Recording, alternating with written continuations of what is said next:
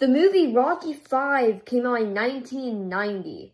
This follows Rocky Balboa after his fight with Ivan Drago, getting back to the United States, and here he is questioning, should I retire? And this is something he questions, I feel, in every movie. He questions something similar to this, after every big fight of that movie, he questions, or at least leading up to it, he questions, why do I keep doing this? And this point actually takes the center stage, because he has made a ton of money on boxing. Why keep on fighting? But here's the thing. In this in the Rocky universe, he's at the peak of his career. Or not the peak, he was really at his peak in the 80s. But in 1990, his career is still blazing. He just not his fight with Ivan Drago. He had his fight with Apollo only like a decade ago. He was like, yeah, sure, I can retire. And then he's like, okay. But then Paulie was like, but guys, I might have done some things while you guys were gone. At the bank, I was just gonna get our money back really quick. I had to do something real quick. But, yeah, we don't have our money anymore.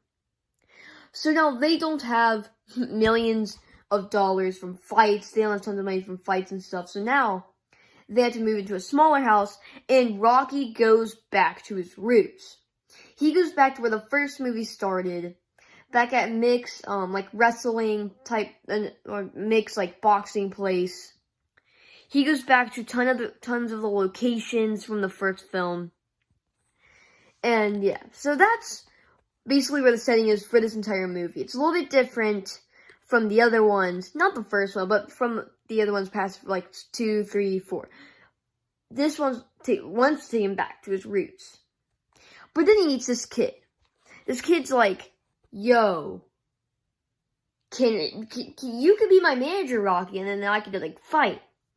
And then Rocky's like, yeah, sure. But then this kid ends up turning to, like, this other guy who wanted Rocky to fight, but then stopped.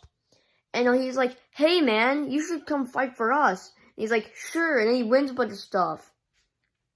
But everybody thinks, oh, he's just Rocky's puppet, and he left Rocky without anything.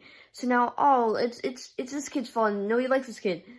So then, literally, at the end, Rocky beats up a kid because he was being a jerk he's been a jerk for, like, a little bit. I just don't think that makes sense for the character. Because at the end of this movie, or the climax, Rocky's in a bar, this literal kid confronts him and is like, yo, I challenge you to a fight. But then Rocky's like, let's go right now. How about that? And then he takes all this anger on this literal child, a live televised, like, street fight. It makes no sense. I don't think this works as a Rocky movie. Because I feel like it undoes a lot of the development that happened in the other 4 movies. He doesn't do street fights. That is above him. Literally, one of the characters mentioned, literally, one of the antagonists actually makes a good point. It makes no sense to have a street fight. Literally, no sense. Why? Just do it in the ring, or just don't do it at all. Just ignore him. He's a literal child being a jerk. He's going to get over it in a year or so. Like, I mean, he's a pretty stubborn kid, but still. But, I mean, yeah, it kind of does feel good to kind of watch him get beat up, and then Rocky rebuild his relationship with his son, because he's basically been shunning his whole son, which his son did have a lot of character development in this movie, which is very good. Anyway, so then he just beats up this kid, this like teenager, because he's been being a jerk to a literal adult. So he just soccer punched him a few times. Like, yeah, it feels good to watch because he's a mean character. But did he necessarily do a crime that deserved being almost knocked out for it? I don't think so. Like, he doesn't warrant a street fight. Because he was being a jerk, like, a little bit. Like, yeah, it might be a bit annoying, But you don't have to almost knock him unconscious for that. In the street, live televised, like a live televised street fight makes no sense. I think that undoes a lot of the development that happened with the Rocky character in the previous films. So yeah, so Rocky 5 is weird. Do I think it's good? Some parts. Do I think it is anywhere as good as the previous 4? Not a chance. Here's how I'd rank them. 5 is in last place. Out of the original 1 through 5 the movies 1 that came out in 1976 and the 5th one that came out in 1990, 5 is at the last. I don't like what this movie does with the Rocky character, specifically at the end. In some parts throughout this film, I just don't like what they do with the character. I like trying to bring him back to his roots, but I think there was better ways to do so than the way they executed, especially the big fight at the end. It just didn't make sense for me. I don't know why they did that. So yeah, guys, that basically covers my review of Rocky 5. If I had to give this out of 10, I would probably give this a 6.5.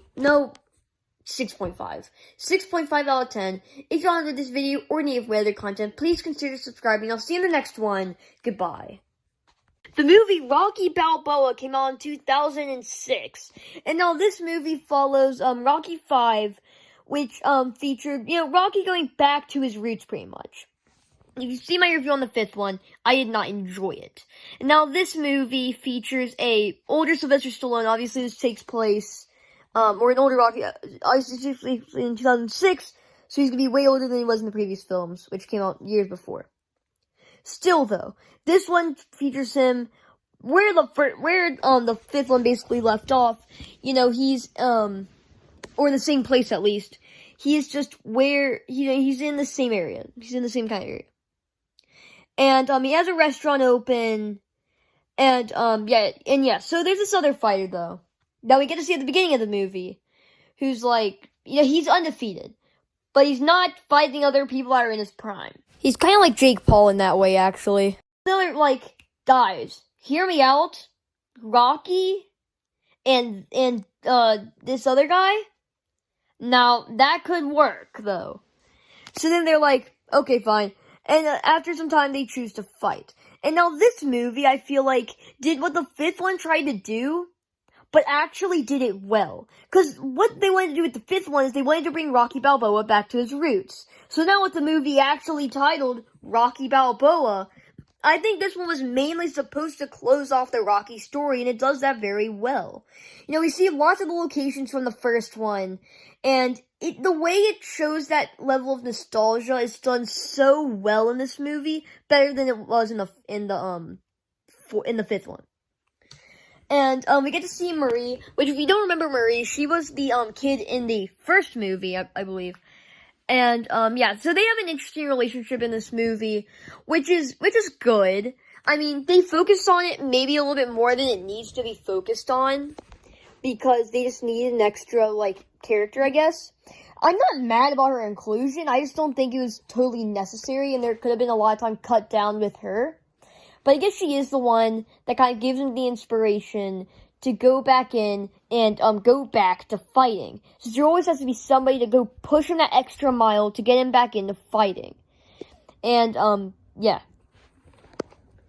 And also something I should mention, in this fight at the very end, it is played completely differently than it ever has been in any of the other movies. Because in this movie, you have Rocky. Not only is it shot kind of how a real boxing match is shot for a lot of it, the fight is also shot sometimes in black and white with just a little bits of color sprinkled in here and there.